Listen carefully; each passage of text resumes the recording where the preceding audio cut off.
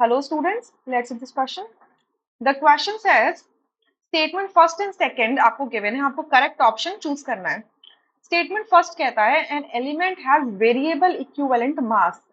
ठीक है, yes बिल्कुल ट्रू है ये स्टेटमेंट कि इक्विवेलेंट मास किसी भी एलिमेंट का depending upon the conditions different हो सकता है. ठीक है, अब इक्विवेलेंट मास का मतलब क्या, एक बार समझ लेते हैं. देखिए आपके दो कंपाउंड्स है CuO एंड Cu2O. ठीक है, तो equivalent mass of an element is that amount that part of the mass which combines with one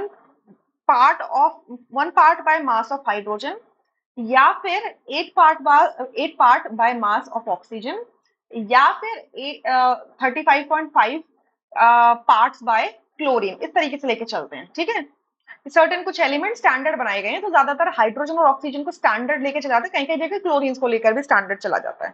ठीक है, तो आप देखो यहाँ पर अगर आप देखोगे CuO के अंदर, तो आप क्या देख रहे हो कि एक जो मोल्स का रेशो अगर देखो 1 mole of copper and 1 mole of oxygen present है. 1 मोल कॉपर का मतलब क्या होता है 63.5 ग्राम, और 1 मोल ऑक्सीजन का मतलब यहाँ पे ऑक्सीजन एटम जो, इसका मतलब कितना हो गया 16 ग्राम.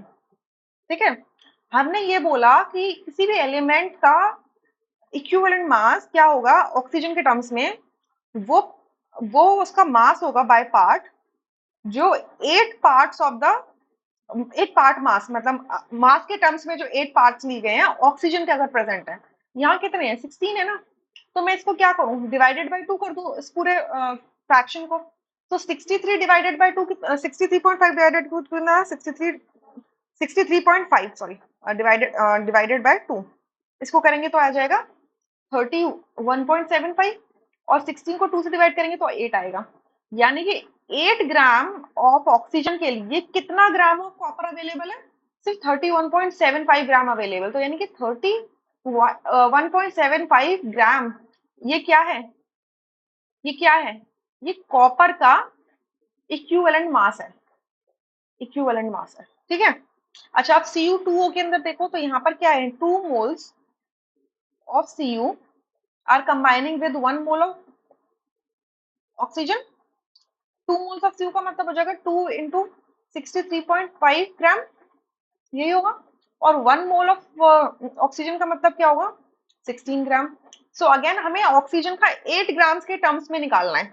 तो मैं पूरे फ्रैक्शन को 2 से डिवाइड करूंगी तो ऊपर बचेगा 63.5 और नीचे हो जाएगा 8. यानी कि ऑक्सीजन के हर 8 ग्राम हर 8 ग्राम पार्ट के लिए कॉपर का कितना पार्ट अवेलेबल है बाय मास 63.5. यानी कि इस बार कॉपर का जो इक्विवेलेंट वेट है वो है, इक्विवेलेंट वेट ऑफ कॉपर इस बार कितना है 63.5 है.